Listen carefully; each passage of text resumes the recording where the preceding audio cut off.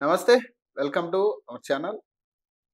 'Johnny master' issue దగ్గర దగ్గరగా 4 రోజుల నుంచి చర్చ నడుస్తూనే ఉంది. దీనికి సంబంధించి తప్పు చేశారని కొంతమంది, తప్పు చేయలేదని కొంతమంది. ఒక వర్గం 'జానీ మాస్టర్‌ని' సపోర్ట్ చేస్తుంది. ఒక వర్గం అటు అమ్మాయిని సపోర్ట్ చేస్తున్న పరిస్థితి.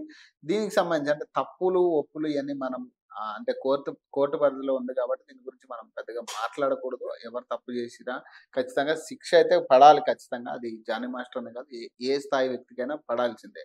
కానీ ఈ విషయంలో కొంతమంది ఆయన సపోర్ట్ చేస్తూ, కొంతమంది ట్వీట్ చేశారు. కొంతమంది 'సి కళ్యాణ్' లాంటి వాళ్ళు ఆయనకి సపోర్ట్ చేస్తూ మాట్లాడడం జరిగింది. ఇండస్ట్రీ‌ని టార్గెట్ చేస్తున్నారని. ఇదంతా ఒక అంశం అయితే ఈరోజు గోవాలో ఆయన్ని అరెస్ట్ చేసిన తర్వాత అక్కడి నుంచి ఎస్ఓటీ పోలీస్ అధికారులు ఇక్కడ నార్సింగ్ పోలీస్ స్టేషన్‌కి ఆయన్ని షిఫ్ట్ చేశారు. ఆయనకి వైద్య పరీక్షలు నిర్వర్తించిన తర్వాత కస్టడీలోకి తీసుకొని విచారణ జరిగింది. విచారణకు సంబంధించి ఏదైతే పోలీసులు ఏదైతే నివేదిక ఇచ్చారో, విచారణకు సంబంధించి ఒక నివేదిక ఇచ్చారో, ఆ నివేదికలో ప్రధానంగా వాళ్ళు పేర్కొన్న విషయం, ఈ తప్పులు జరిగిన విషయాలకు సంబంధించి ఏవైతే ఆయన ఆరోపణలు 'జానీ మాస్టర్' ఎదుర్కొంటున్న ఆరోపణలకు సంబంధించి ఆయన ఒప్పుకున్నట్టుగా చెప్తున్నారు ఖచ్చితంగా. ఇందులో 2019లో నాటికి ఆమెని ఉద్దేశపూర్వకంగానే ఆయన అసిస్టెంట్ కొరియోగ్రాఫర్‌గా పెట్టుకున్నానంటూ ఆయన ఏదైతే ఆయన మీద వచ్చిన ఇప్పటిదాకా జరుగుతున్న ఏదైతే ఫిర్యాదులున్నాయో దీన్ని ఆయన ఒప్పుకున్నట్టుగా, అంగీకరించినట్టుగా తెలుస్తుంది. ఆయన ఈ విచారణలో ఆయన ప్రతీదీ కూడా నేను ఒప్పుకున్నానంటూ కూడా ఆయన చెప్పడం జరుగుతుంది. దీనికి సంబంధించి ఏదైతే ఆరోపణలొస్తున్నాయో అయంతా కూడా వాస్తవాలని కూడా ఆయన చెప్పినట్టుగా తెలుస్తుంది.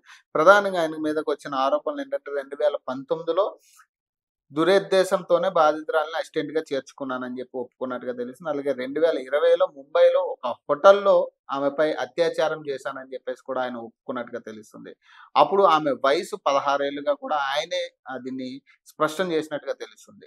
ఆ టైంలోనే ఉద్దేశపూర్వకంగానే ఇదంతా చేశానని కూడా ఆయన ఆహ్, పోలీసుల ముందు ఒప్పుకున్నట్టుగా తెలిసింది. గత 4 ఏళ్లలో పలుమార్లు ఆవిడ్ని లైంగికంగా హింసించినట్టుగా ఆయన ఒప్పుకున్నట్టుగా తెలుస్తుంది. దీనికి సంబంధించి నేరాన్ని జానీ మాస్టర్ అంగీకరించినట్టుగా తెలుస్తుంది. దీనికి సంబంధించి నెక్స్ట్ అయితే ప్రస్తుతానికైతే ఆయన్ని 14 రోజులు రిమాండ్ అయితే కోర్టు విధించిన పరిస్థితి కనపడుతుంది. ఇప్పుడు ప్రెజెంట్ 14 రోజుల్లో ఆయన్ని చెంచల్గూడ జైలుకైతే తరలించినట్టుగా తెలుస్తుంది. మరి దీనికి సంబంధించి ఇంకా పూర్తి వివరాలు మరి నెక్స్ట్ స్టెప్ ఎట్లా ఉంటుంది? ఏంటంటే ఆల్రెడీ ఆయన ఒప్పుకున్నారు కాబట్టి నెక్స్ట్ మరి కోర్టుకు తీసుకెళ్తారా? లేకపోతే ఆయనకి ఎలాంటి శిక్షలు పడతాయి? ఇవన్నీ కూడా వేచి చూడాల్సిన అంశాలు. చూద్దాం దీనికి సంబంధించి ఈ కేస్‌కి సంబంధించి పురోగతి ఎలా ఉంటుందనేది కూడా మనం ఇంకా చూడాల్సుంది.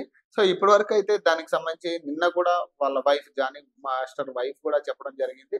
నా నా భర్త దోషి అని చెప్పితే ఖచ్చితంగా నేను ఆయన్ని వదిలేస్తానని కూడా ఆవిడ చెప్పడం జరిగింది. మరి దీనికి సంబంధించి ఈరోజు ఆయన ఈ నిజాలన్నిటిని ఒప్పుకున్నారు కాబట్టి నెక్స్ట్ మరి ఆమె ఎట్లా స్పందిస్తారు దీని మీద? అలాగే కోర్ట్ ఎలా స్పందించనుంది? ఇవన్నీ కూడా వేచి చూడాల్సిన అంశాలు. చూద్దాం మరి దీనికి సంబంధించి పురోగతి ఎలా ఉంటుందనేది కూడా కోర్టు నుంచి ఆహ్, ఎలాంటి తీర్పొస్తుంది? మరి దీనికి సంబంధించి పురోగతి ఎలా ఉంటుందని కూడా.